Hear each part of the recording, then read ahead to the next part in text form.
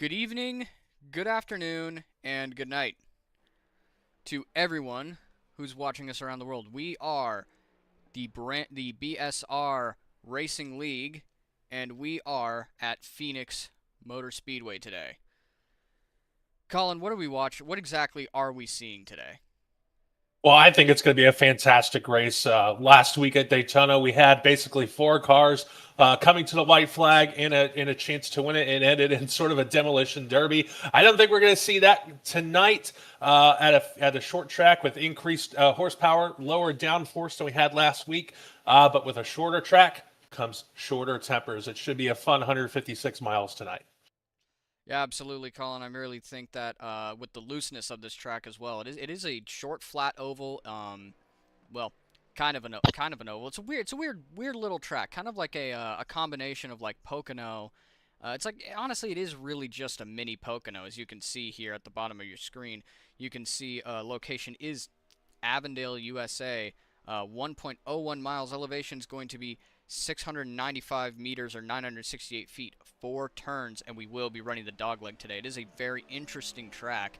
Um, as you can see Chris Webb going on his qualifying run, you could just see him cut that dogleg. That dogleg's going to be a huge factor in all aspects of the race, especially on restarts. We could see this thing go 5 or 6 wide. It's going to be absolutely fantastic, and I'm really curious to seeing how this car behaves with the reduced downforce and increased horsepower. Colin, what do you think? What do you think we could possibly be seeing today? Well, as we see Chris Webb go into turn one, the old turn two here at Phoenix Speedway, as you know, the thing has been flipped. You're going to see a lot more entry speed going into both of these corners, both turn one and three, probably backing up the corners to make the braking marks that we have seen in the past, where you could probably dive a little deeper. You're going to be off the throttle a lot more, so you have to let the car rotate. But with these next gen cars now, air dependent they actually are, you may be off the throttle for a longer time than the guy behind you. Passing is going to be a premium. Pit stops tonight is going to be the name of the game. Who gets on pit road first, who gets off pit road first. And right now, Shane Parrish would have the preferential pit road stall as he has P1 so far, with a couple seconds left to go in qualifying, followed by Alan Duggar and road course specialist Jose Trino. I call him an everything specialist. I mean, the guy can just really kind of race anywhere on anywhere. Like he's never really the kind of guy you expect to go out and dominate a race straight up like an Alan Duggar or a Trevor Baxter as we saw last week. But he is the kind of guy that you can just kind of expect to be there to run a safe race and to possibly even have a shot at the win. Reminds me a lot of someone like a Chase Elliott nowadays who really isn't going to dominate the race, but is always going to be up front, a William Byron sort of guy. He's always there. He kind of keeps his nose out of trouble. He really does kind of stay within his lane. I think he has a real shot today. But speaking of real shots, Colin, um, what do you think? Or what do you think? Or who do you think rather is going to come out on top today? Well, qualifying is one thing. Being in the fast over the course of 156 miles is going to be another thing entirely. Looking at the practice times from earlier before he came on, Nick Godsey ran about 58 laps. He was pretty fast. Alan Duggar was also up there towards the top of the chart. So I think it's going to be one of those two guys running the BSR paint scheme tonight who will probably take the win. But give me Ed Ryan. I think he's going to be, I think in practice, he seemed confident before the race. And he also wanted us to say hello to his wife, Brooke. So thank you for her for watching as well. But I'm going to take Ed Ryan and maybe an upset tonight. I think it's going to be a very fantastic race. But don't count out guys like Chris Webb, Paul Danino, Roland Coulette starting in the back. I know Roland is fast. He can work his way up. So I think there's going to be a lot of movers and shakers tonight, and it's all who can save that right front tire throughout the course of a fuel run. I assume, unlike last week, we had cautions towards the end, you're going to get very long green flag runs here when everyone gets spread out. And if that happens, you're going to see the guys who can take care of their stuff excel, and the guys who can't take care of their stuff fall towards the back of the field. I totally agree with you there. Totally agree with you there. I really do think that we could see Alan Duggar. Um, And I think Alan Duggar and Nick Godsey frankly have the best shot. I think based in my past experiences watching these guys race, they just have really shown that they can excel on the intermediates and short tracks. Um, and I think that they're always going to be up front should they stay out of trouble. Now, as we can see, Neil Meadows is going to lead us to the green flag. In the pole position on his outside is going to be Shane Parrish. In third place is going to be Alan Duggar. Fourth place, Jose Torino. Fifth place will be Ed Ryan. Sixth place will be Hugh Brown. Seventh will be Nick Godsey. Eighth will be Paul Danino. Ninth will be Chris Webb. 10th will be Roland Collett. 11th, Roger Shelton, the owner of Tint Solutions, a sponsor of this race. You can locate them in South Carolina. And Johnny McCulloch, Gus Otero, and Joe Francis bringing up the rear. Here we go to green. Oh, man, it's going to be an exciting race. Elliot, why don't you call us to green, baby? And we're off. And Meadows is going to take it deep down on the inside line and end up losing the spot to Alan Duggar as Alan Duggar comes out in front. Yeah, I think, going to the bottom to dogleg, tires are cold. They weren't really up to speed, which led Alan Duggar to get the lead, and he will lead lap 1. And Shane Parrish has fallen back to P2, and right now it looks like everyone has pretty much started basically started where they're qualifying, except Alan Duggar, who is now in P1. Wonder what happened to Neil Meadows. He just lost it. He qualified on pole, and he's in 14th now.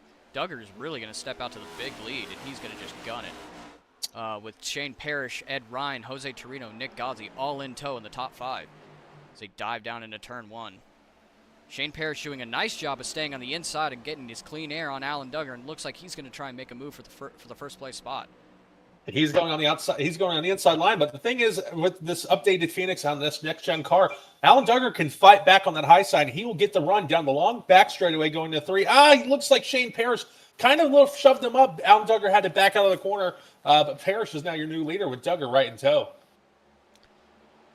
And they come around, and we're going to have a new leader on lap 4. And it's going to be Shane Parrish, followed by Alan Duggar, Ed Ryan, Jose Torino, and in 5th place will be Nicholas Godsey. And we're going to start settling in here a little more here at Colin. So I wonder what happens to Meadow during the initial start. He's currently down in pit road. He just left pit road. We'll probably have to go back and find out and see what happened to him as we're focused here. He might have gotten a penalty. He might have gotten a penalty or something like that. I don't know.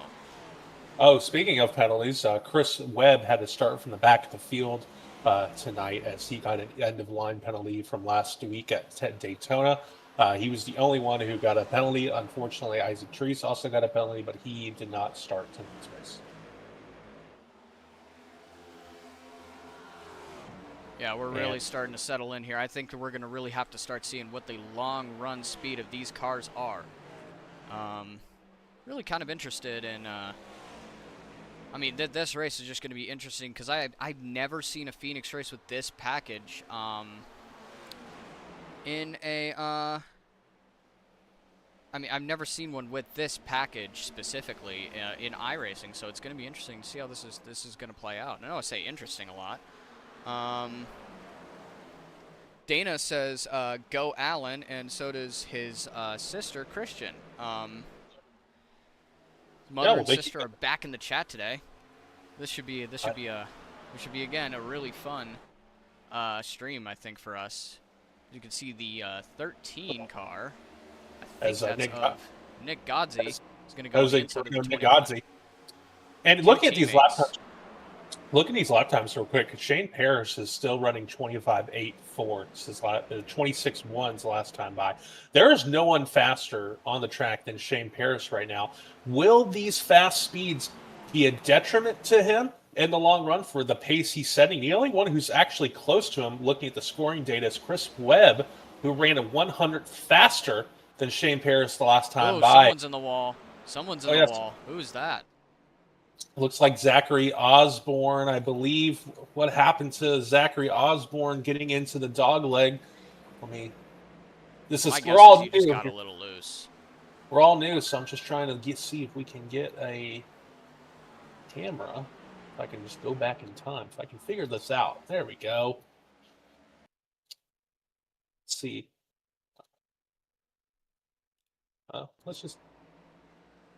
Let's just say he got loose. Something happened to him. I know what basically. Sorry, we're learning things as the fly. Last Friday was Daytona.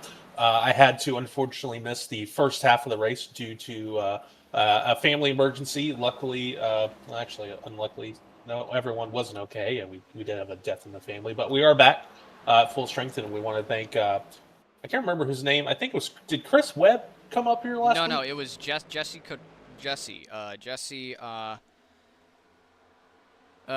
Cottrell. Yeah, Last week was my main partner in the booth. He was fantastic. I mean, I really think that three folks are typically I mean, the three of us when we were at the end, I really think it brought an extra element of fun to the race. But yeah. ultimately, he had to do his other duties of being race control today. So, Oh, Chris Webb takes a Chris Webb. huge lick into the outside wall. And I that's think really he's fine unfortunate though. for.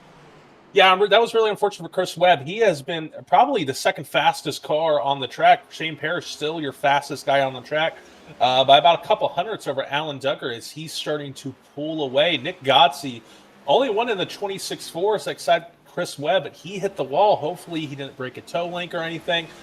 These next-gen cars are very tough up to a point, and then things start to go sideways, so hopefully the toe isn't out on Chris Webb's car. Actually, we actually have the technology. We can actually look at that, Elliot. So let's go on board with Chris Webb. If I can find that camera. There we go. Let's go on board Oh, with Chris. something you got to learn, Colin, with Chris Webb is that when he hits the wall, most of the time actually, he hits it square so there's no damage to the car. He's a guy who likes to really live on the edge, a Kyle Larson type of driver who's just going to rip that high line no matter at almost any track that he's in. That's where he's most comfortable. I remember at a race last year in Vegas where I was broadcasting it, he just would stay up on the wall at Vegas, a track that was supposed to have the grip turned down on the high line. And then lo and behold, as he continues to drive on the high line, like he doesn't lose any tire because he adjusts his setup he adjusts his setup in a way that allows him to run the high line efficiently without losing as much tire. So that's the kind of guy that Chris Webb is. He's going to stay up high. He's going to knock the wall down a bunch, but he's going to have a lot of pace, although it looks like he's fallen off a little bit here. Yeah, looking last time by, Shane Parrish ran a 26.6. He's running a 26.9. So already 0.3 of difference. Maybe there's something in that car, maybe a couple tenths or a couple seconds worth of damage. But maybe on the next pit stop, barring a caution anytime soon, he'll get that fixed. But it's very interesting to watch this line that Chris Webb is leading. We'll go to Shane Parrish and see his line. But in turns 1 and 2, it's sort of like a diamond. He's sort of entering very low, letting the car drift up to the middle of the racetrack, carrying that momentum, carrying more speed through the entry of turns 1, and then diamonding back down, basically turning back down towards the bottom of the track, making that straightaway longer as possible, getting as much speed off of that, increasing that back straightaway. Hopefully that gains time for him as you see him go through 1 and 2. Now, that's probably the preferred lane for tonight's race, but let's take a look at Shane Parrish, who is the fastest so far right now. And let's compare Chris Webb's line to Shane Parrish, already out to a 6 car length lead over Alan Duggar, which is very surprising to me.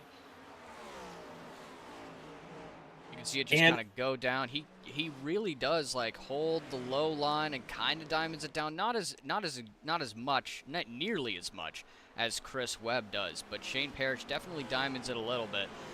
At Phoenix, in my experience, or any short track in general, if you're able to, or flat track, I should say, if you're able to diamond that corner, you're going to get a lot better drive off. So that's why you're going to see a little bit of drifting up in the turns, and rather than just hooking the bottom and riding that line like they're a railroad train or something like that, they're going to kind of drift up, sacrifice a little bit of that middle turn to diamond down, get better drive off, and that's really you see that more commonly when you're trying to pass cars. especially when they're hogging the inside line. Yeah, and when you see what Shane is doing right now, he's wrapping that yellow line. He's basically letting the car roll through turns 1 and 2, and that's allowing him to save that right front tire. He's basically allowing the car to rotate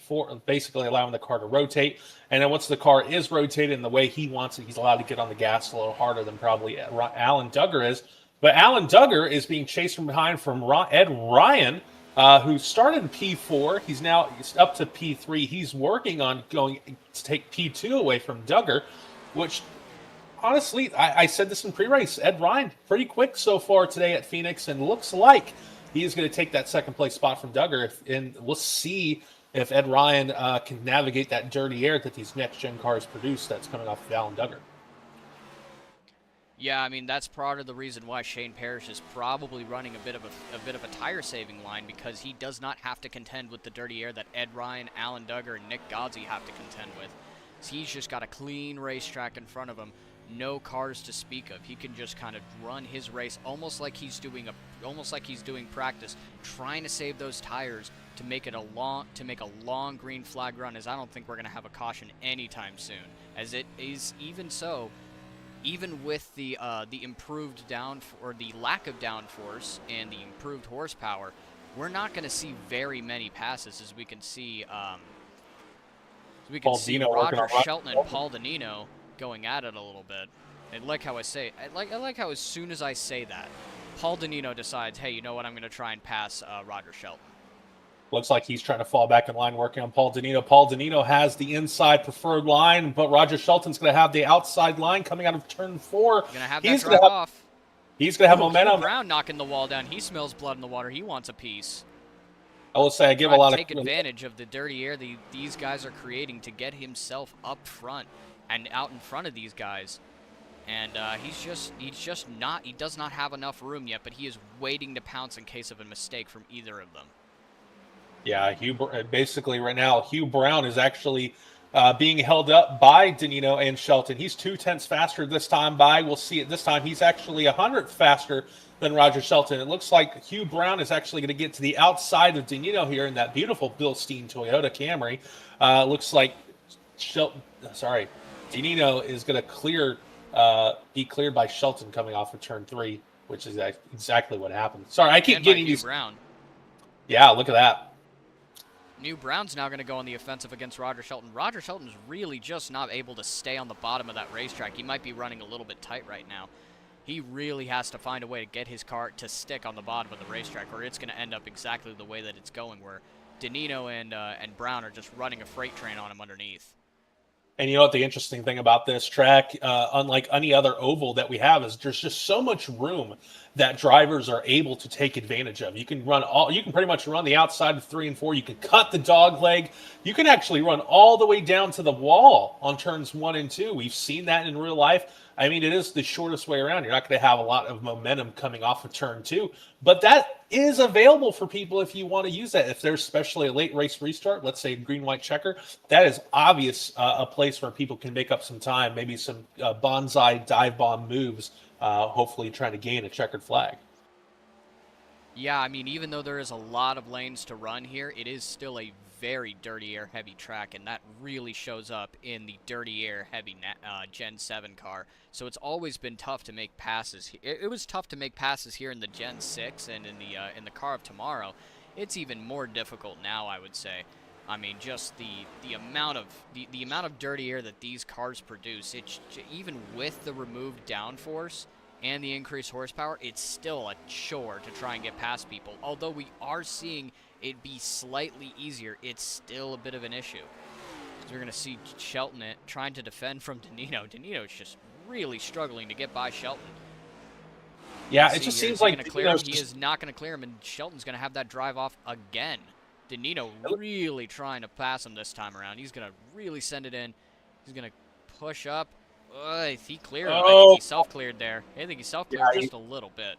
You basically saw him get on the throttle, basically through the middle of the corner, trying to get that space, get that separation, and he took that position. He basically made the hole for himself. Great drive out of Danino, but I think that may hurt him in the long run as Shane Parrish has moved out to nearly a second lead over Alan Duggar. And Alan Duggar is probably one of the best sim racers in on the iRacing service. We're lucky to actually know him as we see the 33 Neil Meadows now going another lap down. He's now 7 laps down from early contact. So is Zachary Osborne, 7 laps down from early contact as well. But right now we Chris, have 13 cars on the lead lap. Christian Co says, "Is the air safe for us to be breathing in the stands?" And I assume she means talking about the dirty air. The air's not that dirty, Christian. Don't you worry. You are perfectly safe to breathe the air through your computer screen as you watch this race. Yeah, it's not like going to the Chili Bowl or anything like that. And basically for people who don't really do the iRacing like some people who are watching, let's say Duggar's family, who's thank you for watching. But the dirty air thing is very interesting. iRacing did a couple updates to sort of match real world conditions to the iRacing service, and dirty air was one of these things that was introduced, I think, middle of last year or so, and that really completely changed the game in terms of iRacing. As we go to another battle, Roger Shelton being worked on by Roland Collette. Collette, Whoa! oh gosh, Little bit of takes contact there. I don't think that was too bad. But as you can see, just Collette really trying to do his best. And Shelton's kind of moving up on the top lane, trying to get past him. Get that clean air going. we're currently But 30. I think Collette's got him. Yeah, and we're currently 36 laps into a race. I think, correct me if I'm wrong, we can go about 60, 70 laps on a tank of fuel. This race is 156 laps. There's guaranteed two stops for fuel. But if you're Shane Parrish right now, you're Alan Duggar, you're pretty much setting pace right now, being the fastest on track. 27.1 for Shane Parrish, 27.1 for Alan Duggar, about 200s off. Do you pit early for tires and say, I don't want to wait for my fuel to burn off completely, I need new tires? Or do you wait for that fuel to be burned off and you say this is a two-stop race, I'm going to make it a two-stop race? Well, Colin, I really do think that it depends. It really depends on what on how the race is shaking out. Um, Likely, if I was in the car and I was doing the first stop, if I was in Shane Parrish's position, I'm trying to push it as long as I can. Now, as for Alan Duggar, I'm waiting to see what Shane Parrish does, and I'm going to try and force his hand. So the longer I see him running, the more I can, I see those those estimated laps of fuel tick down. It goes from 10 to 5 to 4. When is Shane Parrish pitting? I'm going to pick a number where if he isn't pitting now, I am definitely going to pit to undercut him so I can gain just a little bit of time on him. And so I would probably try to undercut if I'm Alan Duggar. Or Nicholas Gozzi or Jose Torino, just so I could get that little bit, of leeway there. But if I'm Shane Parrish, I'm looking in my rear view to Alan Duggar, seeing when he pits. I'm gonna try and run it out as long as I can. I know I could if I have the gap that Shane Parrish does, I know I could probably go another lap. Although that gap is starting to shrink, as Duggar was 0.6 of a lap faster, and he might be going on the attack. Yeah, Yeah, Duggar's faster. Duggar is faster than Shane Parrish right now. Duggar is the 27.2 fastest to car on the 27. track by a pretty decent margin. Yeah, and it's interesting if taking a look at these splits. Shane Parrish last time ran a 27.25. Duggar ran a 27.22. Ed Ryan ran a 27.26. Nick Godsey at 0.33 and a Jose Torino 0.36. Everyone's running within a couple tenths of each other. It's very hard to build that gap when you are running a couple tenths off from the people around you.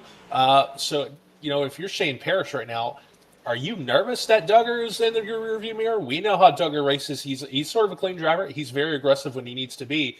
But if you're Shane Parrish right now, do you turn that virtual mirror off and that Chevrolet or that Ford Mustang, or are you keep that on just to make sure you know how close you are away from Alan Duggar?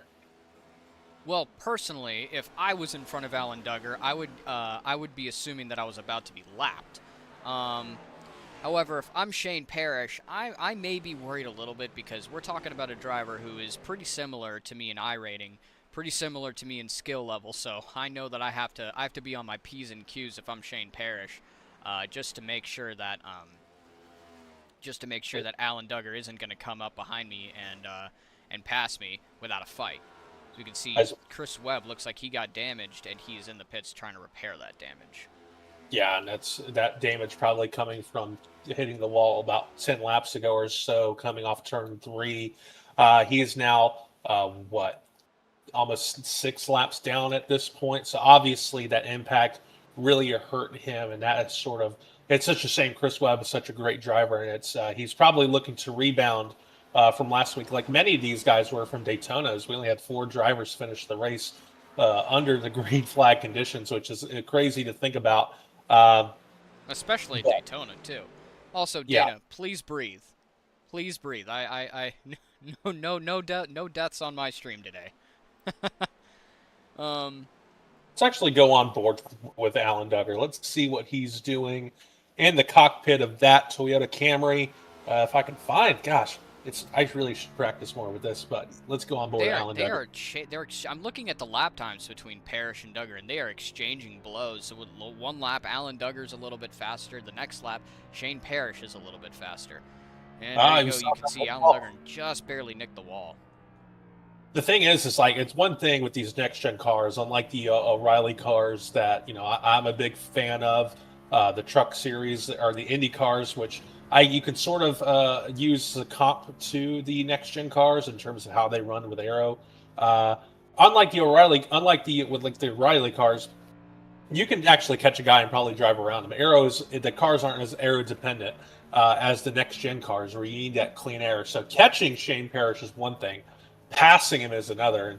And Shane Parrish may have saved up his tires just a little bit. I know it's a long race; everyone couldn't just be riding around. But I don't know. With these lap times, with Duggar a couple hundredths off of Shane Parrish, we could see Alan Duggar. I want to take a look and watch at what Alan Duggar is doing in turn 1 versus what Shane Parrish is doing. You can see Parrish is really diving it down low and coming up in the middle of the turn. Alan enters a little bit higher in the middle of the turn and then diamonds it downwards, trying to get that drive off and get some speed on Shane Parrish, and it's working. He was about 7/10 of a lap faster that last time. You can see he's running higher than Shane at first, and then diamonds it down and runs lower, and he's gaining time. I think he's trying to make a move here, or at least keep it close enough to where he is going to keep Shane Parrish uncomfortable. Yeah, I think this is exactly what we were talking about. It's as you get closer to the car in front of you, that dirty air becomes more and more of a problem. And you see Duggar running about a lane up in turn 1 and 2, getting that clean air, allowing the front of the car to get that grip so he's able to rotate. And he's diving, getting behind him in the draft. In this Phoenix, you get a little bit of a draft. It's not going to help you like a Daytona or a Michigan or something like that. But it will help you as Duggar gets ever so close to Shane Parrish, so we get a battle for the lead, folks. Watch what Shane Parrish does in turn 1. He did this last time, but I want to watch very closely and to see what Shane Parrish does. You can see he's going to completely cover that bottom lane. He is not going to come up at all. He's going to take that diamonding strategy of Alan Duggar away. It's small little adjustments like that you make that can actually totally just derail someone's strategy like Alan Duggar. I mean, Duggar's making time up no matter what, but if I was in Alan Duggar's position, I probably would have gotten tight and hit the wall at this point. It takes a lot of skill to be able to hold on to it underneath that amount of dirty air. And it's surprising that this is the first time on the scoring pylon that we see a gap in times. Shane Parrish last time by 27.4, Duggar 27.38. So Duggar is coming. He is there. The gap is now basically two car lengths right now as we complete lap 52. And we're gonna have another interesting little thing come up in this part. We have the 72 car, I believe. Yep, the 72 car and the 68 car. Oh, Parrish is gonna go ahead and pit right now, which means Alan Duggar will come out and assume the lead. Surprise pit from Shane Parrish here, and he's gonna go into the pits.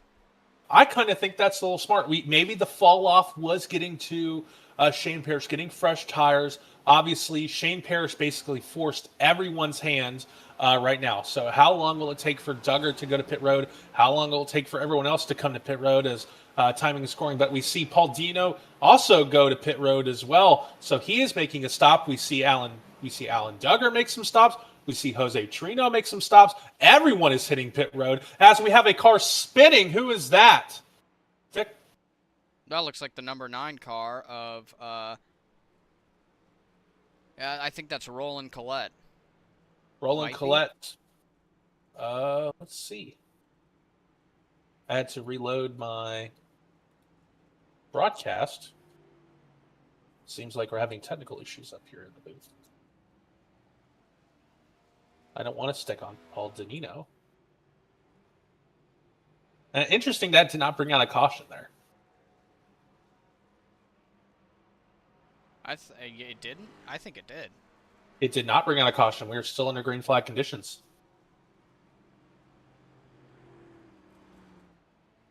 Oh, it did bring out a caution. Okay. There's something going on with the telemetry. That is interesting. Don't you just love... Excuse me, folks. That's not technology? what I wanted. You know, God. it is our second race of the year. We're still working out some bugs, everything like that. Yeah, please excuse me, folks. Okay, we're back. Still focused on Paul Danino for some reason, which I do love the paint scheme. I do love the Bill Stein paint scheme. It is very interesting. Now we have more cars come down pit road. Obviously, these are probably guys who did not pit under the yellow flag condition. So they are getting it. What is going on? This is like kind of thrown off my groove. Don't you just love technology? Yeah, technology is really a pain in the you-know-what. Yeah. Anyway, to be honest, while Elliot is fixing this, I will say this has been a so far very fun, entertaining race for me. I think this has been, you're seeing a lot of guys in long run conditions. We're seeing basically how drivers still, how that works, and how that plays into not just being outright fast for qualifying, but being fast over the course of a long run. We got a 51 lap run out of that whole situation. Very nice green flag run for everybody. And the unfortunate thing is now everyone's grouped up. We may see even more cautions moving forward, as cautions do bring cautions. But it looks like I believe that is Roland Collette actually at the front of the field right now, followed by Jose Trino, followed by Paul Danino.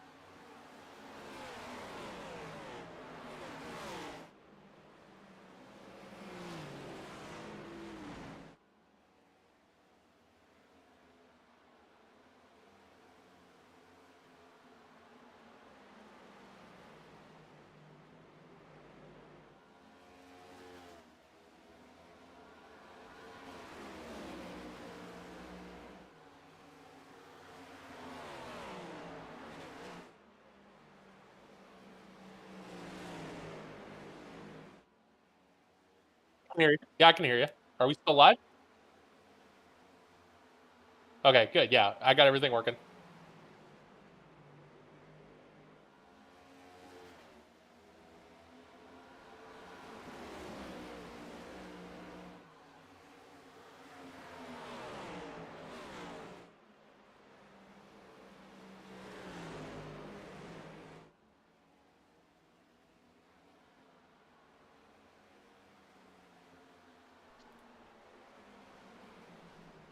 All right, sorry about that, folks. We had a bit of a technical difficulty issue, but it seems to be working again.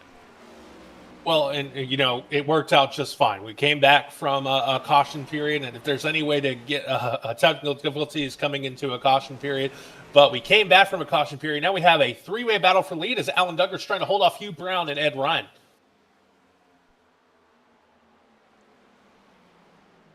Yeah, Alan Duggar is able to stay out front there. I don't exactly know what happened to Shane Parrish. Oh, he got caught on that last caution, and now he's like, what? He's a lap down or something? I don't know. According to this, yeah, he is one lap down. I think he got the penalty for pitting under the caution flag as Hugh Brown looks to the inside of Alan Duggar as we look for a new leader going into lap 67. That one's for you, Nick, but no, I don't think Hugh Brown's going to be able to do it. I'm very proud of myself. Defend him too. Oh, oh! Oh my God! Wow! And that's probably the dangerous thing, folks. Is big wreck there, big wreck. With this dog leg, sometimes you think that you're going to be able to clear yourself, and you get situations that happen just like that. And wow, what a hard hit for Hugh Brown as his day is essentially done. Who else got caught up in that wreck? Well, I guess we'll find out here. My goodness. So it looks like Hugh Brown just goes. Hugh Brown. He just got loose on the dog leg. I think his car just bottomed out on the dog leg, got loose, and it looks like he hit into Roland Collette as well. I think Roland Collette also picked up some damage, but for Hugh Brown, his day is done. Yeah, there's no coming back from that. There's no amount of fast repairs in the world that's gonna fix a head-on collision. We can only hope that the virtual driver is okay. Virtual driver might need some code rewritten to put his neck back on his shoulders rather than on his stomach. But and we got some takers on the pit road. Obviously, if you're 68 laps in, this is probably the perfect time to start working on your adjustments. Paul Danino, Joe Francis, Torino, Otero, Collette, Milschak, Shane Parrish is also on pit road as well as Shane Parrish. Shane Parrish gets probably the lucky dog as well. Not a single person that I've ever broadcasted with can ever pronounce Johnny's name correctly. And I'm sorry, Johnny. This is totally on me. I don't know how to pronounce it. I think I'm getting close by saying Mikuljic, but also I'm terrible with Slavic names. And we'll figure it out eventually. But apologies ahead of time. That kind of sort of shakes with the race because Hugh Brown was coming on really strong in this sort of second part of the race. A big shame because he actually, he's one of these drivers we talked about earlier in the race that needed a rebound following Daytona, and he was one of those guys. It's never too soon to talk about the postseason or the chase as we get the one to green. And for guys where points matter and wins don't lock you in anymore, this certainly is a bad showing 2 weeks in a row for Hugh Brown. But on the bright side, he does get 2 more races. He gets a race tomorrow and a race on Sunday. And depending on how that goes, he can sort of be, even Steven going into next Friday, as I believe, are we visiting the world's fastest half mile on Friday? I believe so. Yeah, we are racing Bristol next Friday. And Brandon, we are still alive. And Dana, there were no adult beverages involved in this technical difficulty. No, yeah, it was just a bug in the software that still trying to figure out. All right, and as And we we're going to get come Duggar back to on the green inside, here. Duggar And chose the outside. Duggar's going to take us back to green, and we're off. Ed Ryan did not get that good of a jump on the inside line. And he's going to be passed by Nicholas Godsey. And if you have ever seen any of the other league races that I've broadcasted, or you've been involved with BSR in the past, you'll know that this is a pretty familiar sight. Alan Duggar in front, Nick Godsey in P2, breathing down his neck. And this was a conversation we had in the beginning, is would this race turn to these two guys? And as we are quickly approaching the halfway point of this race, look who's at the front, Alan Duggar and Nick Godsey battling for the lead. Well, I was right about it partially. We are seeing Alan Duggar and Nick Godsey go at it. Honestly, Nick's line looks a little bit better. He's really able to keep that nose underneath the rear, underneath the car of the 12. So that's giving him that clean air. Not on that turn, though, as Duggar's just going to dive it down with Ed Ryan coming up fast right behind Nick Godsey. Can Nick Godsey continue to hang on to P2? And what can Ed Ryan do? And look at Paul Danino, P6 coming across the line this time by. He's working on P3, working on the inside of Ed Ryan. He's a little loose there. Oh, boy. It looks like the old man Paul came out to play. He's now battling for a podium spot. Look at that. Is he battling for a podium spot?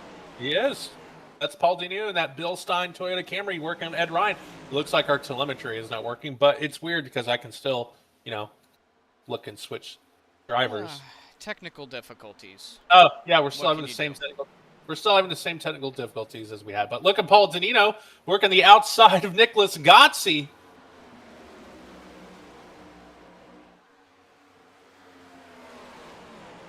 Danino's going to come on the outside pretty hard here. Maybe somebody at the our telemetry or broadcasting did have a little too much to drink.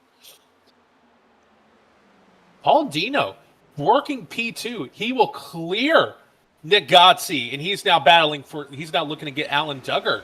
This is interesting to me. I did not see that Paul Danino would have the speed tonight. I know he's a fast driver, but I did not expect this out of him. But he did pit this last pit stop. He got fresh tires, and that may be the difference that is making Paul Danino work underneath Alan Duggar. And he'll probably clear Duggar coming off turn 4, and he is your new leader.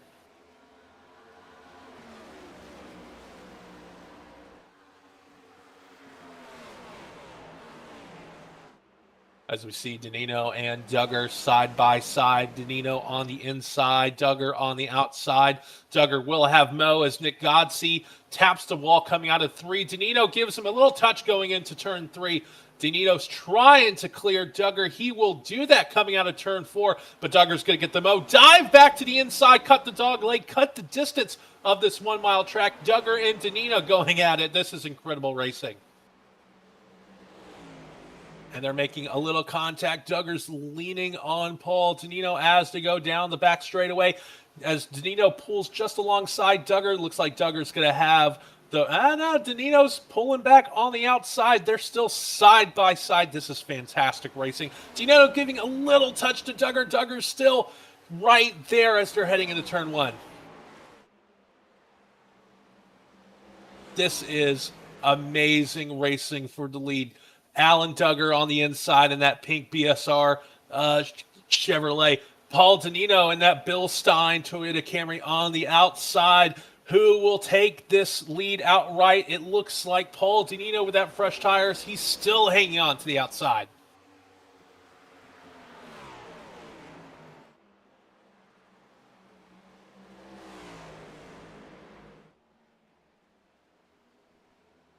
And Danino finally clears Alan Duggar. Danino takes command of the BSR 156 here at Phoenix Raceway.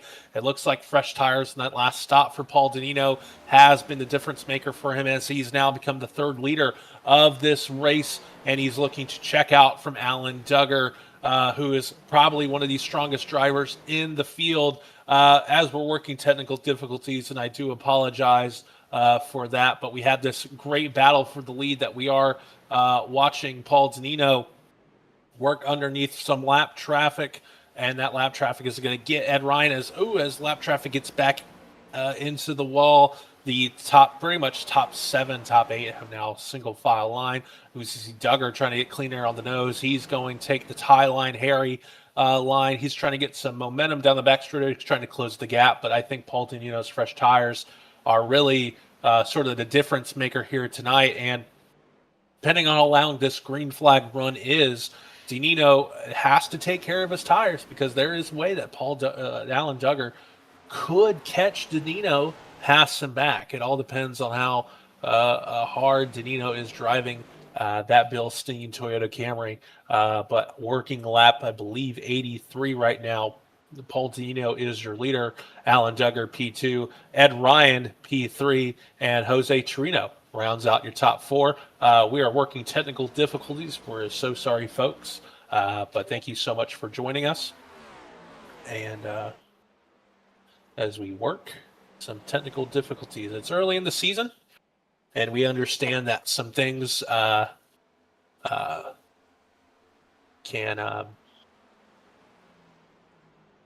get in the way.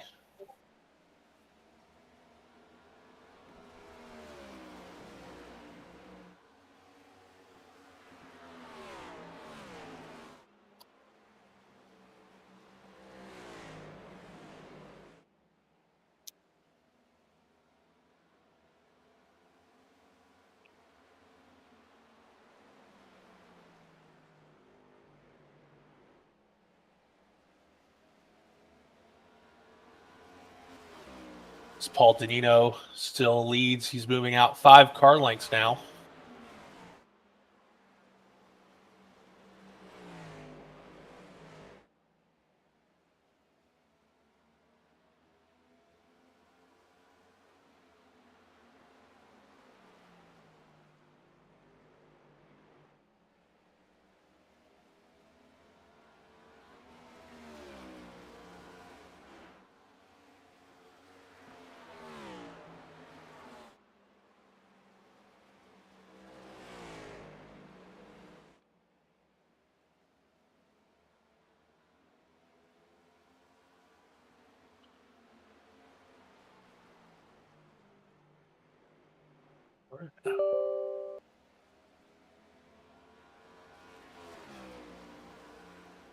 That was weird. I'm having some technical difficulties too. My computer just froze. Now we're back as we see Paul Denino clear out to basically a 3-second lead. That is insane.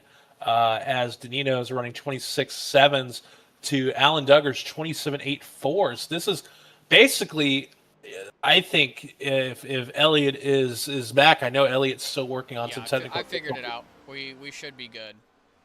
But I honestly, I think Denino took fresh tires. I think Duggar, Godsey, Ed Ryan, I think... Yeah, they stayed out on that last pit stop while Denino went in and took tires, and it's paid off for them, clearly. I mean, he's just absolutely... Wow, what he's checked out. Lone decision from Paul Denino has completely turned this race on its head. It reminds me, now going to some real racing. Do you remember when the NASCAR Cup Series ran at the Charlotte Roval a couple years ago, and Ty Dillon got on slicks before everyone else? It was rain tires, and Ty Dillon was able to drive his way to the front on slicks. That's exactly what is running. Paul Denino has not been the fastest guy all day. We know that. He's not the fastest guy in the world. He'll probably tell you that. But his pit strategy has now gave him, a 3-second lead over Alan Duggar as we're completing lap 91 here. The laps are quickly ticking away. Denino's lapping in the 26-second bracket. If this thing goes green, another 30 minutes or so, and, Paul Denino may be a first-time winner in the BSR Cup Series. Well, it certainly looks that way, Colin. I mean, he is just absolutely putting on a clinic here. He is really, really, really far out front. He's got about a 2-second lead, and it's only growing from Alan Duggar. I mean, what a turn of events. I did not expect Paul Denino to be out here just straight dominating like he is. But he made the right call clearly with those tires on the last pit stop, and he's off. I don't see him slowing down anytime soon. He's just gunning for it. That lead is right now about 2.5 seconds between him and Alan Duggar. Now, I mean, the lap times are starting to even out. Danino last time by 27-1. Duggar last time by 27-0. Lap times are starting to even out. Did Danino run too hard in the early stages to gain this lead? As you see now, it's a 27:04 to a 27:08. Is Danino? Did he go too fast? Did he go too hard in his run? And is that new tire advantage going to be eaten away by Duggar, who probably has a little bit more experience with these high horsepower, low downforce cars? Is this something that Duggar can catch Danino? Or is Danino pretty much just set sail and now the times are just going to even out? And this lead, which is now hovering around 3 seconds, is that just going to remain a constant as we see Ed Ryan attack Nicholas Godsey for P3?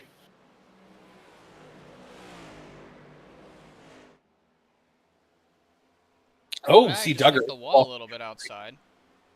See, I keep saying this is turn 3, and I know, I understand that we grew up with a Phoenix Raceway where this is turn 2, and turn 1 is down the long back straightaway. They'd be entering turn 3, but I know we've had this new configuration for about, I don't know, 10 years or so.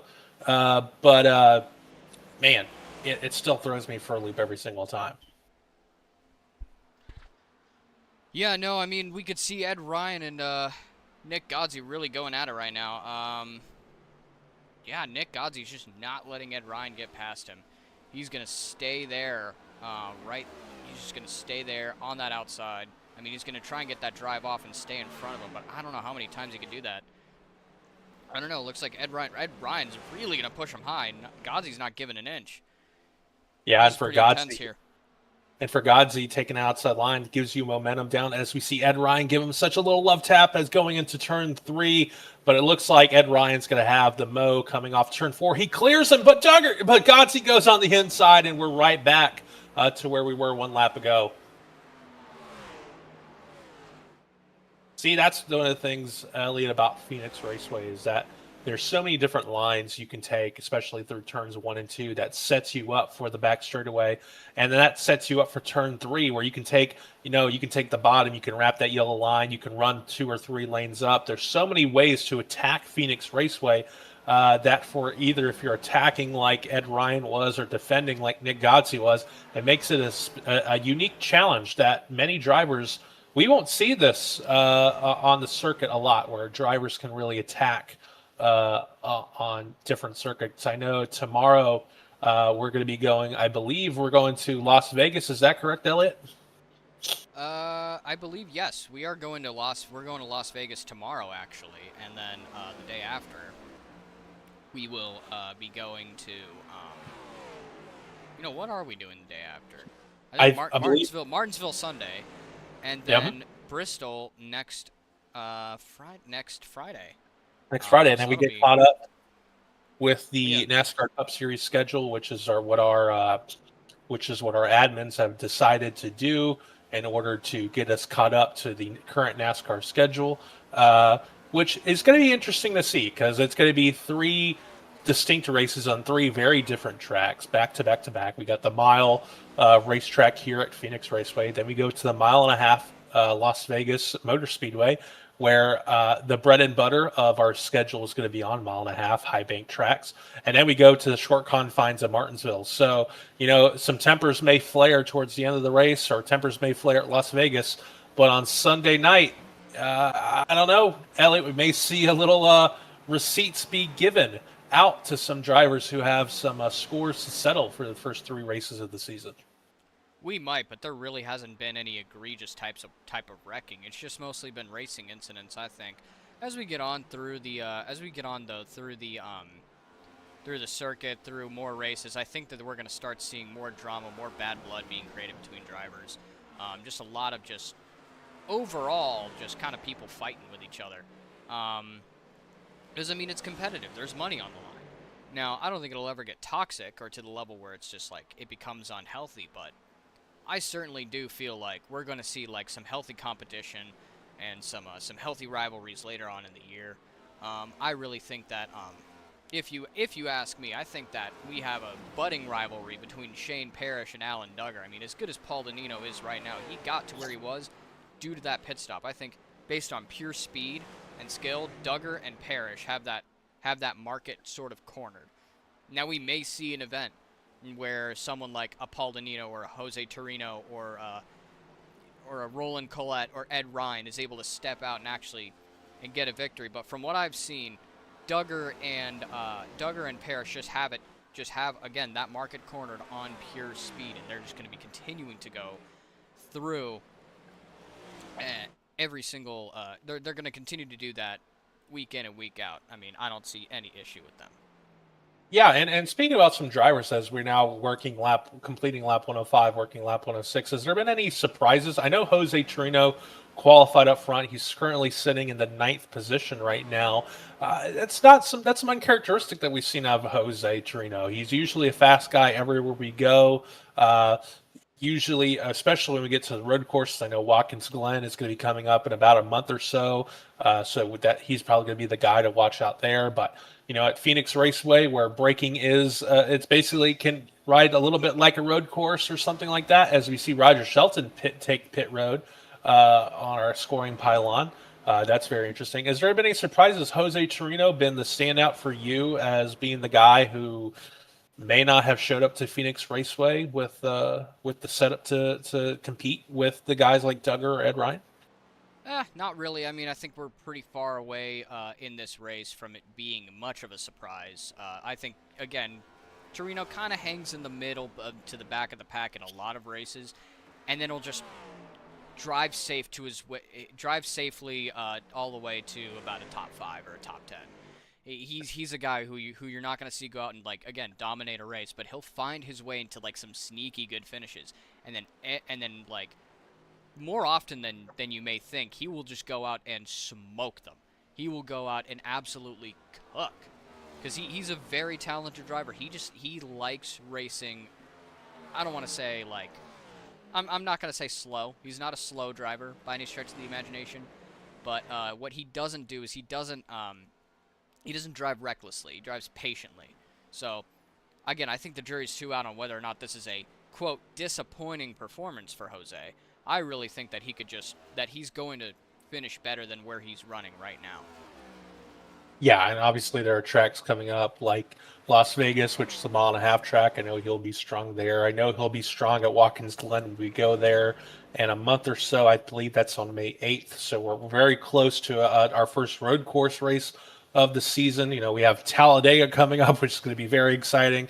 If Daytona was exciting, Talladega should be probably way more crazier. We have a lot of very fun tracks, but I'm looking forward to this 3-race stretch where we have 3 distinct tracks with basic with Phoenix, Las Vegas, Martinsville, and Bristol. Should be fun. But, I did see Shane Parrish take a pit stop. You see Torino take a pit stop. I think we're getting close, and I think what's important about this Elliot is that we're working the last stop of the day. This is the money stop, and right now I know looking at the scoring pylon, Danino was faster that time by, and he's pretty much hurt him or propel him to his first BSR victory. He should be pitting here, and I think a couple laps. Yeah, I mean, if this stays green, I mean, I think that Danino and Duggar. Or Danino is going to be hard pressed to lose this race. I mean, that tire advantage has really afforded him a lot of speed here. But I mean, look at how good Alan Duggar's been doing. I mean, he's been racing very, very well, and he's even with the tire differential, he's been able to keep relatively close to Paul Danino. So I don't think that Duggar is out of this race yet. Certainly. Yeah, it's certainly the gap was hovering now 3 seconds. It's probably closed. It looks about 10 car lengths or so that's about 2 seconds. Last time by, Danino was about 2/10, about a tenth and a half faster than Duggar. So obviously there's still some life in those tires. As we see, Danino ran a 27.6 to Duggar's 27.3, so I misspoke way too soon. But it seems like if Danino, I think what happened last time by, he came off turn 3, got a little loose or something, and that took him out of the groove. But I think that this pit strategy from Paul Danino, if this holds on, it's probably going to be the move of the race. And, I'm going to be very excited to see if he can hold on to a podium finish. We'll talk about his strategy and what went into that. I'm pretty sure he is. There's a grin behind the microphone of Paul Danino right now as he currently leads. We're under about 40 laps to go in this race. Actually working 40 laps to go this time by. 40 laps to go left in this race. Danino out to a big lead. We could definitely see him pit here pretty soon. Just a fair warning to all the drivers, according to Christian Coe. Don't go after Alan Duggar. You're going to have to deal with his mother, Dana. And this is according to Christian. She's crazy, according to Christian. How crazy? Oh, we see Alan Duggar take a pit stop. Does that force Paul? Yeah, Alan Duggar is now on pit road.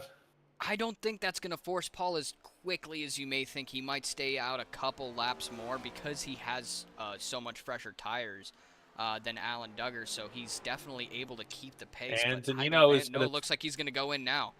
Duggar did, in fact, force his hand. Danino is going to go in now and get those 4 tires, 4 fresh. We'll call them, we're going to call it 4 fresh Falcon tires and now, Circle K fuel. Well, could you say the tires? Because what you can do is you can go to easydealingwheelsandtires.com, get, a nice selection of tires for very good prices. Of course, it's easydealingtires.com. Could we say something that rhymes with wood deer? Or will we get flagged? Deer. Wood deer. Okay, yeah, wood deer tires. As we see Ed Ryan actually overshoot his pit stop right there. He had to back up. That's going to cost him some time. But we're looking at Paul Danino, and it looks like he is going to be out front. Oh, no, he's going to get out in front of Duggar. Wow, holy crap. What a great strategy call by Paul Danino pitting there. Now we have a race, folks. Let's see if Duggar... It's a little closer, and we know that Duggar has Danino in terms of speed. Oh, he's right there. He's going to take the lead right now. He's going to dive it into turn 4. Danino going to be hard pressed. Can he hold on? Oh, it's going to be side by side at the line. Thing is, for Danino right now, if you're on cold tires, there's not a lot of grip in them. It takes about a lap or 2 for these tires to come in. I know Duggar's on 1 lap older tires, but that difference has got to be manageable. But I will say, for the last half of this race, Danino did have outright speed to beat Duggar heads up, basically based on pace. But absolutely. This is going to be tricky. Once the tires reach that fall-off point, Danino and Duggar, Duggar was not making tracks on Danino, so Danino really does, I think, have a shot here in terms of raw speed. He's been great here today. Can he hold on, or will Duggar pass him here? Duggar's going to slide up, and Duggar is going to make the pass, but Danino will have the opportunity to cross it over. Oh, he's just not going to get there, and we have a new leader, and it's going to, well, not yet. We still have Gus Otero out front, but when it cycles around, the leader is likely going to be Alan Duggar. And for Gus Otero, I know we haven't really said his name, but that is a point. You get a point for leading a lap, so that's good for Gus Otero. That may help him in the long run. But, it's weird. I don't think Shane Parrish has pitted yet. We see him right there, P4 and 2, basically a car. Jose Torino separates him and Shane Parrish from going a lap down.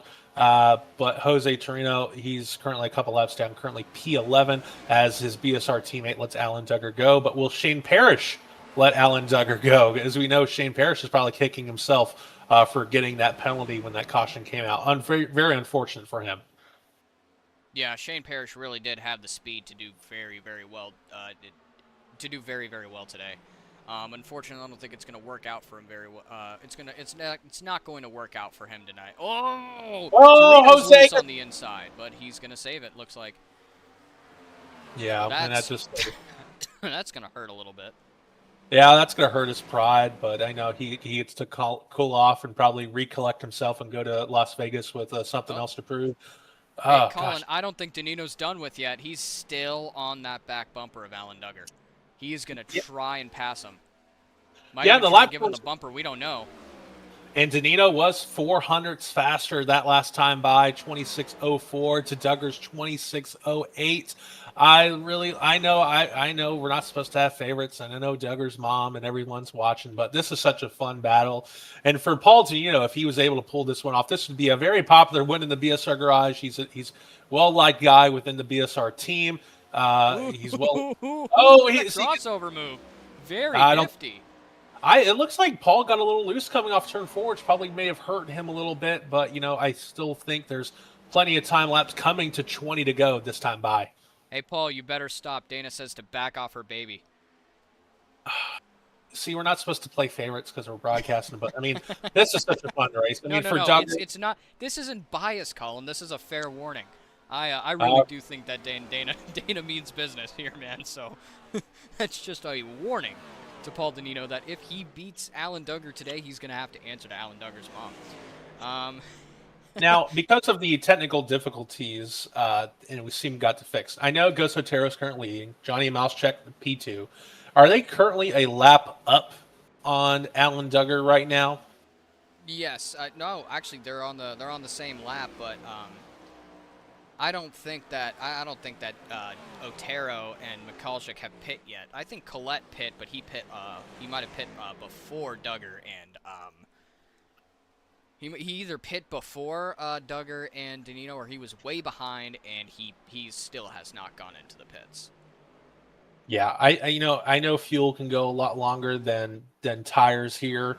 As we're looking at Alan Duggar take the dog leg a little bit for Paul Dino. He did not use the dog leg, which I thought was very interesting that time by. That gave Duggar some space in order. I don't know who we're watching right now. That is that Gus That's Otero and check. no, that's Roland Collette making the inside pass on Mikulczyk, and so is Alan Duggar and Paul Danino. I mean, Collette, honestly, it looks like he is just about as fast as Duggar and Danino, so I think he did, in fact, pit. He is still out in front. I mean, we're coming down to the latter few laps here. I mean, I really do think that this, I really do think that this could be a bit of a three-way battle should Collette play some good defense for these next few laps here. Yeah, and if we look at the lap times, Gus Otero. Ooh, that 50 car got loose. Joe Francis gathering it up. Almost caused a caution there. Yeah, you can see the difference between in lap times as the battle for the lead, or not the battle for the presumed lead between Duggar and Danino. Danino gets a little loose, but you can see the difference. A little bit. You can see the difference between new tires and old tires. Gus Otero running a 27.4 that last time by. Paul Danino and Alan Duggar running 26.6, almost a second faster for Paul Danino and Alan Duggar than the current leader. So you can just tell that's how important fresh tires are at a track like this, where there's a lot more power, running 750 horsepower in these NASCAR Cup Series motors. With about 300 pounds of downforce have been taken off the next gen car for this package. So. You're not going to see the same power at Las Vegas, but for Martinsville, Bristol, we're going to be seeing the same high horsepower, low downforce package. I'm interested to see how Dover will be in a couple weeks as we visit that place. That should be very fun. We have New Hampshire and Nashville coming up later in the summer. So this honestly, I guess this leads into my question. What have you thought about this? Oh, hold on. Hold on. Collette gets the bumper from Danino, and he saved it. Wow. I know Collette will not be happy about that. Collette was having a really good run. Like we said, we're going to Martinsville on Sunday. That might be a receipt as that sort of separated the top two. Gus Otero is still leading, but Alan Duggar, once he takes the lead, he will be the presumed leader moving once that happens. But going back to my thing about the high horsepower package, do you think there's been a difference from Phoenix races in the past that you've seen versus this one that you've seen tonight? It's hard to say. It's hard to say because this is iRacing, and keep in mind most of the races that I've seen have had bigger fields than this one. But to me, they think the passing looks a bit easier. There are times when the passing is still pretty difficult. It looks like a pain in the you-know-what. But certainly I do think that guys are able to make easier passes now. Um, Although the racing doesn't look like it's changed a drastic amount. I think that's the Phoenix, right? I mean, Phoenix is one of these tracks where I mean, it's you don't really get the most exciting racing in the world. I mean, you can count on your hand how many times there's been a close finish in real life here at Phoenix Raceway. Looking at Carl Edwards and Kevin Harvick in 2014, 2015, I believe, and that was probably the last exciting finish that Phoenix Raceway's had in a very long time. I know Yeah, I Phoenix, don't want to. I don't want to talk about Phoenix 2 of last year. yeah. Uh, That was a very exciting finish where we saw three wide. Um, we saw where we saw a three wide finish between Keselowski, um, Blaney, and Larson. And safe to say, I was in the stands that day and extremely depressed as a Brad Keselowski fan. Oh, if you think you were depressed as a Denny Hamlin fan, uh, Phoenix 2 was a horrible day for me because, as you know, Denny Hamlin led that race pretty much the entirety of it. Made a pit call for 2 tires instead of 4, and that sort of cost him a championship. And knowing what Denny Hamlin and the off season he had this year, I know he lost his mom, and I know the His lawsuit with dad. He 20. lost his dad. He lost his dad. The lawsuit with 2311 Racing and NASCAR that got settled, and then had a great start to the year with his driver Tyler Reddick winning the first. Oh, we have another caution on the What speedway. happened? That throws a huge wrench into the ending of this race as we are working under 10 laps to go. Looks like Joe Francis slow coming out of 3. I wonder what happened to Francis there. Do you think he just got loose and looped it? Looks like he did. Yeah, it honestly looks like he did. We could see him just getting into turns turns 3 and 4, or turns 1 and 2 here, and he just sends it around. Just Yeah. got loose. Now, speaking of pit calls, because remember now we're on to everyone whoa! is coming. Before we bring up Alan Duggar or anything like that, You're kudos to Gus Otero, first of all, because what Gus Otero just pulled off is he stayed out long enough and put himself in position to lead this race at the green flag. He was hanging back in like 8th or ninth place all day until this pit cycle, and he stayed out. He continued to stay out. And now what we have is Gus Otero being first into pit road and likely first off of pit road. He may in fact have the starting position coming at this restart, and he looks may like in Dino fact took win 2 this. tires. Danilo Looks with like a huge risk with 2 tires. We have what 12 laps to go in this race? We have 5. We'll be coming to 5 laps. We're 5 working laps lap. to go. Really? Oh, sorry. Sorry. Working lap 140. It's 156. Yeah, we're gonna have about 7. We're gonna have about 15, 14 laps to go once we get the green flag here. Well, I guess we'll find out here. A la Denny Hamlin last year, who made the right pit call. Did Alan Duggar and Paul Dinino take the right call? I assume that Gus Otero is the first car who took 4 tires. No, it looks like Ed Ryan's the first one who took 4 tires. Then it's I think Ed Ryan, and then it's going to be Gus Otero with Shane Parrish. And we see Duggar and Danino take the inside line. Ed Ryan will be the first car on the outside line to choose. We also have Otero as the second car on the outside. And then look at Shane Parrish rebounding to a top 5. He's had a really rough middle stretch of the race, being caught on pit road when that caution came out, sent him a lap down for pitting during a closed pit road. This should be a very exciting end to this race as we're working 15 laps to go. I mean, Ed Ryan has a bit of an advantage on Danino and Duggar on the outside line with 4 fresh tires, I believe. And we could really see Ed Ryan take advantage of this 4-tire stop and have the same speed, or at least similar speed, that we were discussing with Paul Danino earlier on. And here we go to the restart. It's going to be Alan Duggar firing it off, and we are back to green.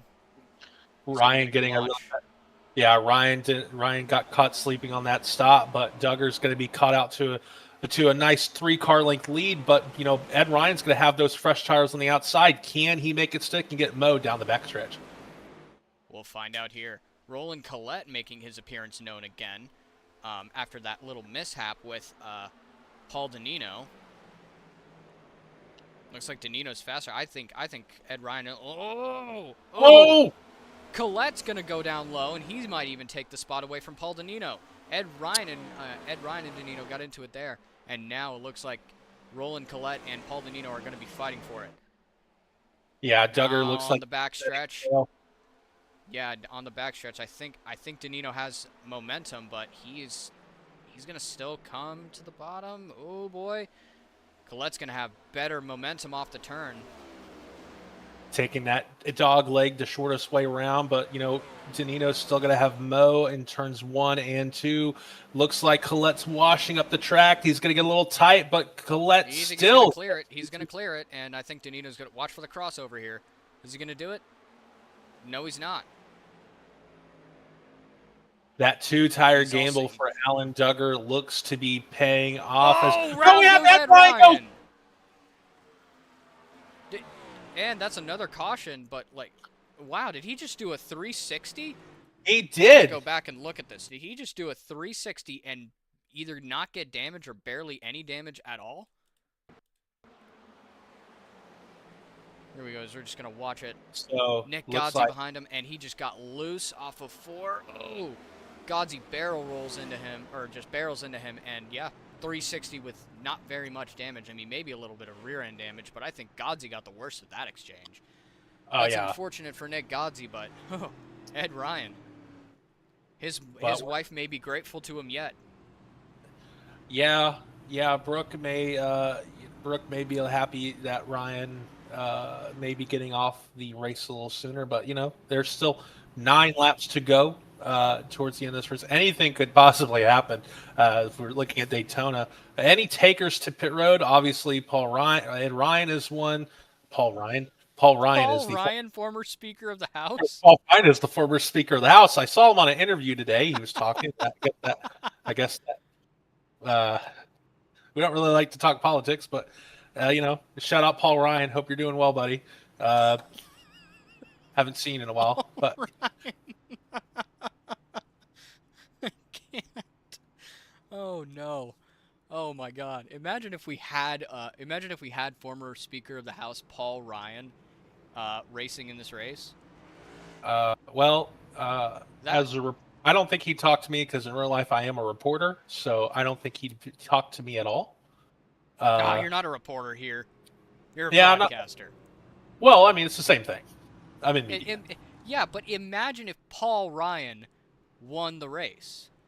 Then what? Then what would we do? Would he not come up for his post-race interview? The governor of New Hampshire races late model stock cars? The governor of New Hampshire races late models? Yes, he does. What's his name? Because I'm voting for him. I don't even live in New Hampshire, and I'm going to vote for him. Hold on. I'm Googling it. But yeah, I was governor of New Hampshire. Hold on.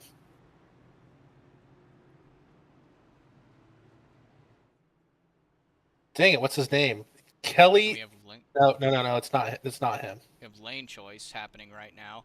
A lot of takers on the bottom lane. Danino's gonna take that outside. No, I'm going to be honest. I'm ashamed to say I was not expecting Roland Collette to be this much of a factor in this race. He's going to be up there at the front, fighting for every position with Alan Duggar and Paul Danino. The two stories of this race. Again, I didn't see Danino coming either. No, I didn't. I did not see him. He's done a fantastic job of staying out front and actually being out front. And I apologize. It's not the governor of New Hampshire. The governor of Vermont, Phil Scott. In his Wikipedia page, he's an American politician and stock car racer. Okay. Phil Scott, right? Yeah. Governor of Vermont. You have my vote from Arizona. I didn't know he was cool like that. Here we go. Lap 148. Going into 149. Alan Duggar will lead us off to green here. 2 tires versus 2 tires, and then you have Gus Otero on 4. Duggar gets the better restart, but can Danino take the advantage of it having the outside line? I don't think he is. I think Colette's going to get in front of him. There we go. Colette is going to stabilize up front. Oh, everyone ran high there. Shane Parrish on the bottom lane. I think he's not. Don't count him out yet. We still have what, 7 laps to go after this one. Coming to 6 to go this time by Duggar with a car length lead over Colette, Paul Dino in tow, and Shane Parrish looking to rebound from a horrible race. As we have a car spinning off in the dog leg, it looks like that is Chris Webb. And that's going to bring out the next caution. Wow, Oh. every single time we think we have this race pegged, there is something else that happens, and we're again faced with the reality of a dramatic restart. I think that Colette takes the inside line again. I mean, how could you not in this situation? I mean, the top lane just has not been rolling as well as that bottom lane on restarts. I think if you're rolling Colette, you have to take that bottom lane. Yeah, I think I think you have to take that bottom lane. I don't think it's the top lane rolling as well. I think it's Alan Duggar just getting fantastic restarts, really timing it in the box, keeping everyone guessing on when he's going to go. At the last restart before this, he went late in the box. This time he went early in the box. Maybe he may go early again. He may go late. And actually, fakes the pit stop, and a lot of folks almost follow him in. And actually, correction on the spin, it was actually Jose Torino who looped it at the end. So he, even though he's up towards the front, looks like he will not get the free pass this time by. But I may be wrong. Usually am. Unfortunate for Jose Torino. Put together a pretty consistent race. Just couldn't hang on to it near the end there. Is everyone really choosing the bottom lane? Or are we not at lane choice yet? We're not coming to want to go. Because it looks like Jose got the lucky dog, so he's taking the... so it looks like this time by, we're going to be coming to want to go. As we see, Ed Ryan pit, Roger Shelton, Mishak also pit, Joe Francis also pit. Chris Webb has retired from the day, so is Zachary Osborne. Hugh Brown, obviously, he retired from that really hard wreck that brought out the first caution of the day. And Neil Meadows also has retired from the session today. Yeah, it looks like the field has been culled down to a select few, just like it was last week, Colin. Except that was more organically culled. That was just people wrecking and no cautions, and then we were down from like 8 to 6 to 4, and then on the last lap to 2. Colette's going to take the outside. Wow. Colette takes the outside. Danino takes the inside, as does Nick Godsey takes the outside. Looks like Gus Otero also takes the outside. That's going to be interesting, but look at Danino giving giving a little bump to Alan Duggar. I don't think there's any malice in that. Dana. I think you don't have to go after him. I think they're just being friendly with each other. Coming to the green flag. 3 laps to go. Do we get another caution and get a green-white checker, or does this race end organically and we get a green, a white, and then a checkered flag? I don't know. I think this is going to... Oh, boy. I mean, anything could happen here. Anything really could happen here. I've seen some pretty intense finishes at random tracks, so, I mean, I'm not counting out a good one here, but like I said last week, no matter what finish this is, we as the broadcasters, Colin, we win. We have the best seat in the house as Duggar leads him down for hopefully, he hopes, the final restart. And they're going to be back off, and Duggar's going to get a good jump. Colette did not get a great jump there. And Tonino is going to take second place. It's going to be a bloodbath. It's going to be all-out war from here on out. Everyone's going to be running as hard as they can. Shane Parrish on the inside. He's going to make himself known. He's going to try and get on the inside of Paul Danino. Oh, my goodness. He's on the inside of Roland Colette now. He's going to dive into turn 4. Let's see. Can Danino make any progress on Alan Duggar? I don't know. Shane Parrish. He's going to be running it. 155. Now, if you're Paul, you had, I think, the best strategy you could have called. Duggar beat you on speed, and I think he could have had something, but cautions fell away. But look at Shane Parrish trying to rebound to a podium spot as we come to the white flag. White flag is out, presented by Tin Solutions and Chris Webb Racing. Um, Chris Webb, really nice guy, really awesome dude. And here we go down to the backstretch. It looks like no one has anything for Duggar. Look at Shane Parrish getting the P2. Dino trying to hold on to that podium Wow, spot. Colette on the inside. Shane This is Parrish. Colette's last chance to get the podium. Oh boy, here we go. Coming out of turn 4. Danino's around! Oh my goodness! Cross the line, and it's going to be Alan Duggar with the win, Shane Parrish in second, and Roland Collette in third. Danino overcooking it on that last turn cost him a podium spot, it looks like. And our top 3, Alan Duggar, Shane Parrish, and Roland Collette. Some congratulations from, it appears, Gus Otero. And Duggar his Alan first Duggar R with his series. first, yeah, with his first BSR league racing win, and it comes at Phoenix. That was, when this race started, you thought it was everyone's got single filed out and it wasn't going to be an exciting race to the end. But we've had 2 races sort of end with have exciting finishes. One was certainly calamity at Daytona, and it looks like Duggar really sort of came on late and sort of controlled this field to get his first win at Phoenix, looking to make it 3 in a row this weekend in the BSR Cup Series. And he's going to burn it down. Well deserved for Alan Duggar. Fantastic job. Ran the race as well as he could have. Danino definitely had something for him in the middle of the race, but once Duggar got back out front, I mean, it was just curtains right there. Yeah, and I'm Alan going to be Duggar, a terrific job. He deserves it. This is a well-deserved victory for the driver of the number 12, and he will see his first of what I assume is many races in victory lane this year. I'm trying to see You can if see him burn it Paul down. Paul Danino. Paul Danino is not able to be called up for an interview, which is interesting because I actually kind of wanted to talk to him. I know that was heartbreaking for him. He tried to hold on to the podium finish, looped it coming out of turn 4 on the final lap. But honestly, he had a great showing tonight. He's certainly the surprise of the race so far with that pit strategy that sort of gave him the middle portion of the race. Sort of, he was in control. Certainly not what he wanted leaving Phoenix with a 4th place finish. Well, let's bring in our third place finisher, Roland Collette, in the number 9 car. Roland, it's Elliot and Colin up in the booth. How are you doing? Congrats on the third place finish. Yeah, man. Thank you. It was a pretty wild one there at the end. I barely got Paul uh by a crinkled nose, and but yeah, that was fun. It wasn't going our way. I didn't qualify that well, but we managed to come out and finish third. So I'll take that as a win. Well, you made a great day as you said, not qualifying up to your standards. You still made a great day out of it. You had a little bit of a tiff, I would say.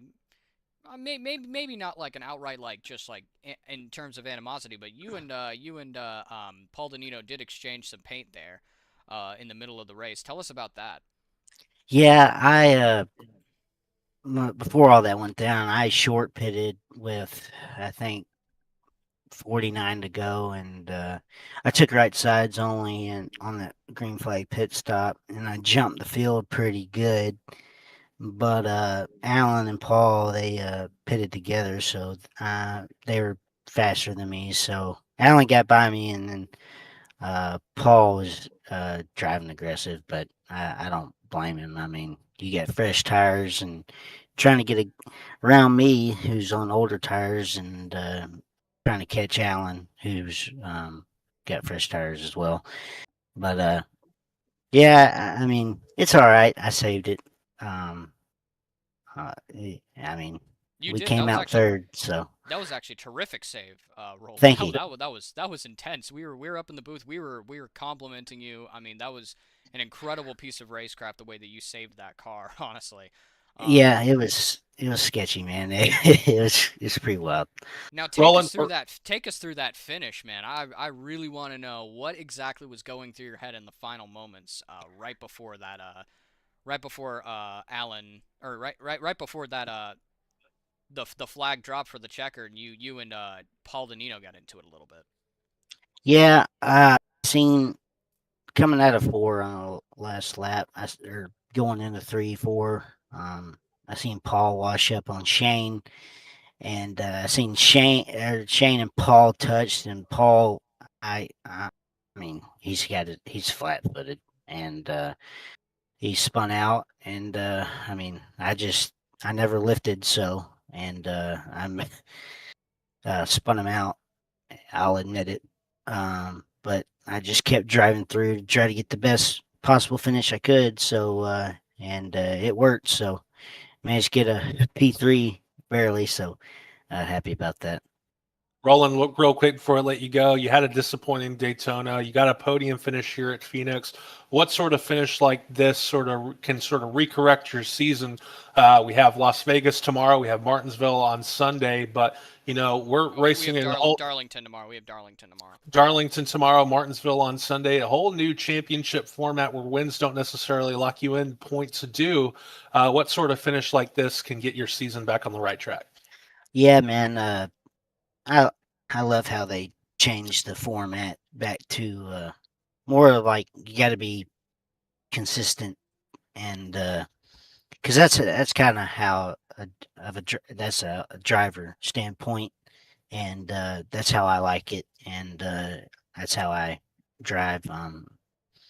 I try to be consistent and just get as much points as I can throughout the season, and see where we end up in the points at the end. So, just excited to go to Darlington tomorrow and head on to Martinsville Sunday. All right, well, that is Roland. Before you head out here, is there anyone you want to thank specifically? I just want to thank Brandon Sanders for letting me drive for BSR. They've been great help. I want to thank Easy Dealing Wheels and Tires for everything they do, and thank them for jumping on board this season. And just want to give a shout out to everybody that was a part of this league. I put it together. It's been fun, and can't wait to race some more. Awesome, Roland. Thank you for coming up. All right. We'll see you next week, or we'll see you tomorrow, actually. All right. Thank you, man. We'll see you. All right. See ya. All right, now I'm going to bring up our second place finisher, the number 66, Shane Parrish. Shane, it's Elliot and Colin up in the booth. How are you doing? Hey, Elliot, I love your name. That's my middle name. Yeah. Really? Awesome. That's Yes, sir.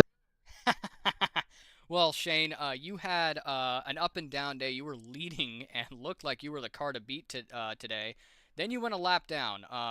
How did you find it within yourself to battle back from being a lap down and in the back of the field to coming in second, all on the last few laps? How'd you do it, man? Luck. I had a bent wheel and bent nose, and it was really, really tight the rest of the race. I was 6th to 8th place car. That's about where I was running at the speed on the board there till them cautions come out. That was the only thing that gave me the advantage to try to move up through the field. I moved the brake bias all the way back and just tried to keep the thing as free as I could. But that accident that I got in with there, I'm not sure who was that with on lap 58. He stayed low, and I didn't expect that. And I think it was because there was a car on the outside of him. He didn't know where that car was, and I just ran out of room to come up on the track, and it happened so quick. We got together, and that's what caused my damage. So, racing incident that probably shouldn't have happened, but I don't know what I was thinking at that point, and he probably don't either. Well, take us through those last few laps. How'd you make it up front? Like, take us through the details. Well, I just ran my line and drove the track to the car that I had. I didn't, I pushed it in the corner, of course, a lot harder like everybody else was, and just kept the brake locked down, downshifted when I need to, and kept the car just nice and neutral to get around the corner and to pull through. The other guys were, they'd hit that apex and they would push right up the track, and it would slow them way down, and I'd gain a half car, 3/4 car length on them. By that time, I'm going around them. So I just kind of let them drive their race, and I drove mine. I just tried to drive it as smart as I could, stay on the bottom, hook that paint line all the way around the corner that I could, and keep that momentum and the motor and come off the corner as fast as I could and hopefully keep the spot or gain it, which I did. Worked out really well. Got a bump there at the end from Paul, shoved me up the track right there. I'm trying to get third. That was an awesome try. And then I pushed it real hard to not let him get back to my bumper, and he tried, and I think he got loose. So tight loose is what it looked like. But it was a pretty wild, fun day. Yeah, I wished I wouldn't have had the damage. Would have loved to. What I would have seen up against Alan. Alan's really fast, and congratulations on your win, Alan, and rolling in third. So those guys are fast. A lot of competition here. Colin, you got anything for him? Well, Shane, it was very impressive for you to see how you fired off in the first half. I know you got some damage and you also got caught a lap down, but you were able to make that up, and to see how you were able to rebound to a podium finish tonight was very impressive. We're racing at Darlington tomorrow. We're having three races on three different types of tracks. How do you get your mindset around it, having three different races on three different styles of racetrack? Well, I'm an old man, so just trying to keep up with these young guys with their fast reflexes and stuff that they got going on sometimes is very difficult. And running three different tracks 3 days in a row is going to be challenging. Luckily, they've all been in the past 5-6 weeks, so a little bit of muscle memory, what little bit I have left to get me through those corners will hopefully be there. So just. If I can be a top 10, top 5 car, I'm really happy with those positions because, like I said, there's a lot of fast guys out there. Eddie, before we let you go, anyone you want to thank? Well, I definitely want to thank, Brandon, Alan, everybody that's in the league that does this and put it on. You guys up in the broadcast, I'm going to look down and watch the YouTube and drink a beer, and I'll drink one for you too, Elliot. And, we'll just enjoy it, watch what you guys do. It's be fun to see. I know you guys do a very good job, I'm sure. So, I want to thank my sponsor, Mars, on the car. It's my company. We have some rental properties down by North Carolina by the ocean. So if anybody's ever interested, just get a hold of me personally and I'll let you know. But congrats on the win again, Alan, and let's keep the league rolling. So things going to turn into one big, awesome ordeal.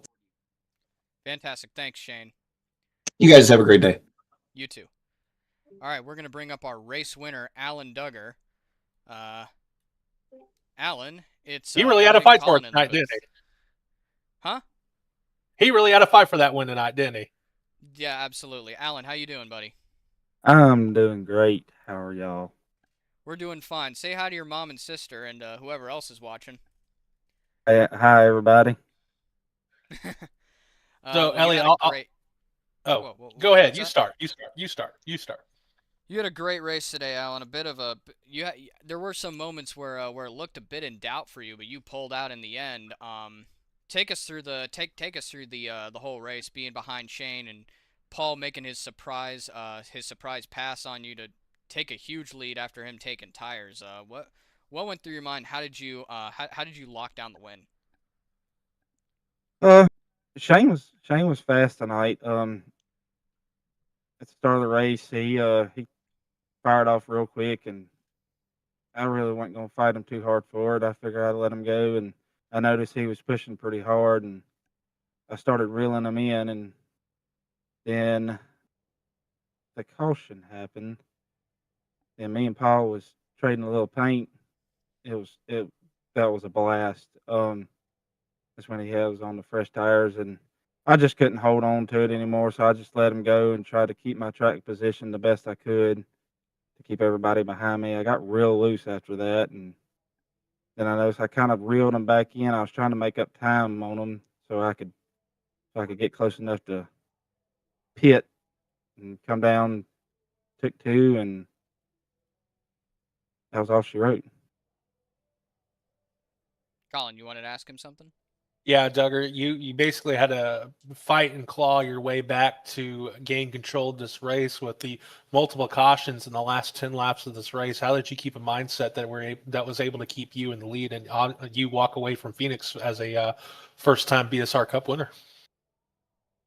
It does get a little difficult when them cautions, because you get so locked into a rhythm that you're used to that pace, and when it cautions out like that, you just basically just gotta get in it and just drive the damn thing and just come out on top. Well, awesome job, Alan. Again, is there anything you want? Is there anybody you want to thank? Or yeah, go ahead. You have the floor. Yeah, I like to thank Easy Dealing Wheel and Tires, Eagle Eye Graphics, Randy Bashirs for the paint, Semi Motorsport, Boris Bar Ranch, Turner's Alignment. I'd like to thank y'all for broadcasting. I'd like to thank everybody at BSR and everybody that came out tonight and had a little fun. Yeah, it was a lot of fun, Alan. Congratulations on the win, and we will see you tomorrow. Thank y'all. All right, have a good night. Y'all too. All right, Colin. So with that, I think this was a pretty good race overall. I think we had a lot of fun. What do you think? Well, honestly, we talked about this in the pre-race, being with Daytona, how that was. The expectations going into this race were very, very high. And the first basically 2/3 of this race was your average Phoenix race. Everyone got strung out, but as the laps counted down, the tensions got up, and there was more cautions, it led to more excitement. Having Alan Duggar climb his way back with Paul Danino, which I wish we could have been able to talk to him, just talk about his strategy call through the mid part of that race. That was pretty impressive to see. But for Shane Parrish to work his way back up to a podium finish, for Roland Collette to get his first podium of the year, pretty much everyone who finished inside the top three rebounded from an awful Daytona 1 week ago. And now we're going into probably the hardest track we'll see on the schedule all year long at Darlington Raceway tomorrow with the same package, high horsepower, low downforce at a way trickier track than Phoenix was. It should be a very exciting race tomorrow, and I can't wait to call it with you, Elliot. Yeah, no, Darlington's a extremely technical racetrack and really, really fun to really fun to watch. Really fun to race. It's a track that you have to race the racetrack, and that's something that you, the viewers, will be hearing all tomorrow. So with that, thank you all for coming out. This is I apologize for the technical difficulties. We're still ironing everything out, but we will. I promise you, the quality will improve every single race until we get it down perfectly. And with that, thank you all for watching. Have a great rest of your night.